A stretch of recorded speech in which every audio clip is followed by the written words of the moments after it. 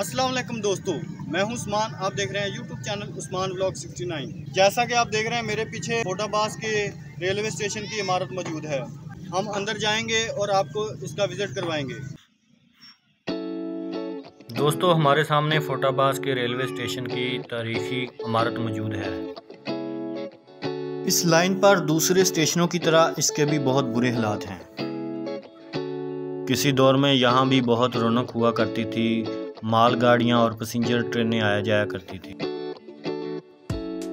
दोस्तों, सबसे पहले इसकी छत की बात करें तो छत बिल्कुल ही ख़त्म हो चुकी है, कई जगह से वैसे ही गायब हो चुकी है। ये बिल्डिंग अब खंडर की शक्ल अख्तियार करती जा रही है। यहाँ तो बिल्कुल भी छत मौजूद नहीं है।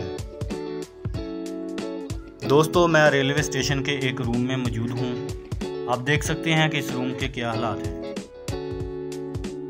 दूसरे स्टेशनों की तरह इसके भी विंडो, दरवाजे, खिड़कियाँ उखाड़ ली गई हैं। दोस्तों, ये पानी के लिए कुछ तहरीर उस वक़्त लिखी गई थी, आपको नज़र आ रही होगी। ये बिल्डिंग के साथ एक बरामदा सा बनाया गया था। इसकी छत जो है बहुत बेहतर पड़ी हुई है। इस छत के नीचे 5 गार्डर से लगाए गए हैं। सामने जो रास्ता है वो शहर की तरफ जाता है। इमारत की जनूब की तरफ छोटे छोटे रूम से भी बनाए गए थे। इसका फर्श भी जगह जगह से उखड़ चुका है। सामने उस वक़्त लोहे का एक दरवाज़ा लगाया गया था, लेकिन अब वो भी गायब है। दोस्तों, ये टिकट घर हुआ करता था। ऊपर ट्रेनों के शेड्यूल वगैरह लिखे जाते थे। यहाँ से टिकट मिला करती थी, लेकिन अब उसके आसार ही बाकी हैं।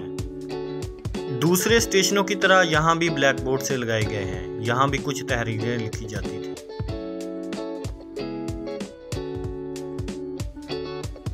टिकट घर की फ्रंट वाली दीवार जो है गिर चुकी है।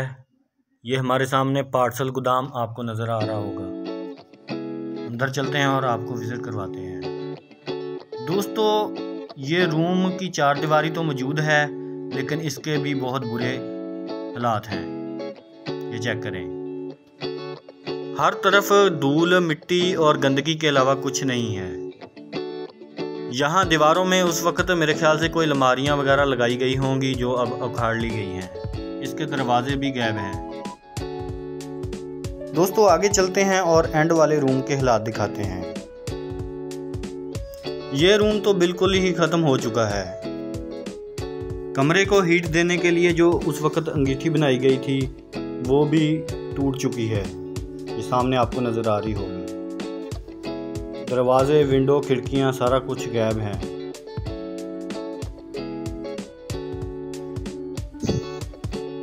ये अंगीठी चेक करें। यहाँ आग जलाई जाती थी और ऊपर जो है इसका धुआं छत से निकलता था। ये रास्ता रूम से बिल्डिंग की बैक साइड की तरफ जाता है।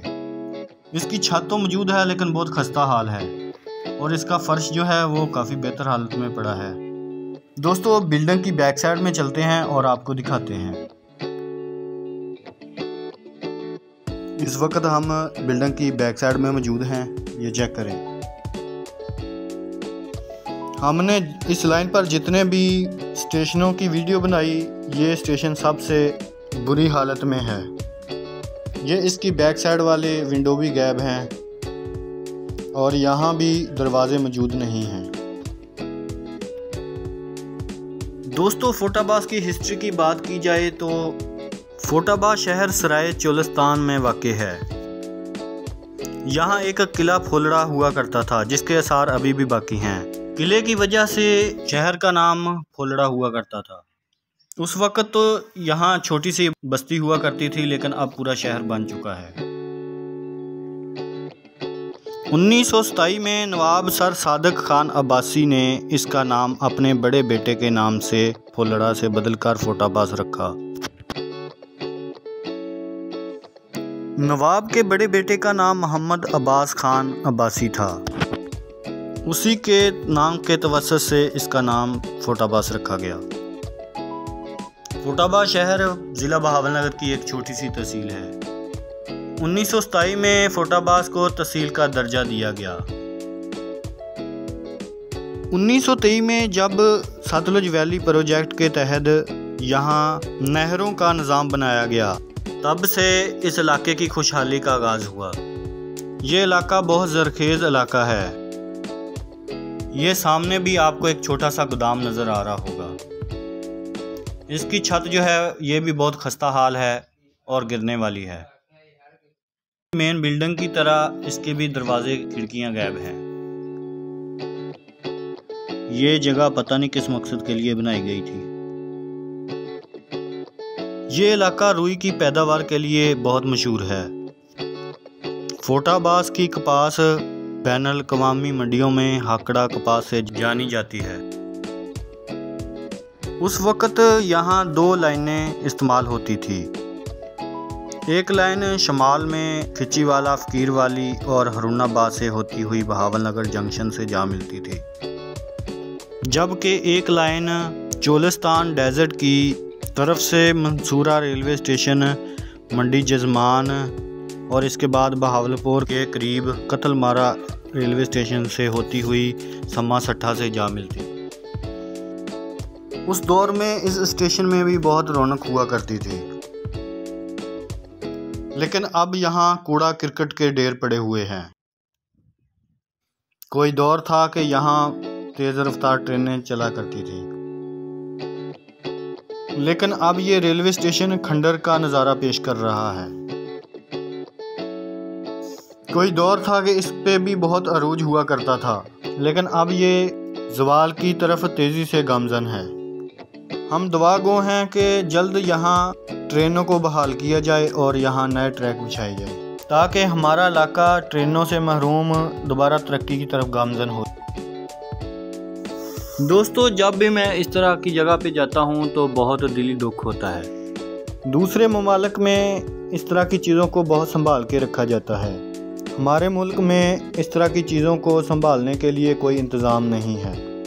दूसरे मुल्कों में ट्रेनें चलाई जाती हैं, यहाँ चलती हुई ट्रेनें बंद कर दी जाती हैं। अब इस बच्चे को देख लें, ये बच्चे को पता है कि अब ट्रेन नहीं आएगी, इसलिए बड़ी बेफिक्री से ये झूले ले रहा है। दोस्तों, ये लीवर सा आपको नज़र आ रहा होगा। इस लीवर को खींच के कांटे को चेंज किया जाता था। गाड़ी खुद ब खुद ही अपनी लाइन पर चली जाती थी।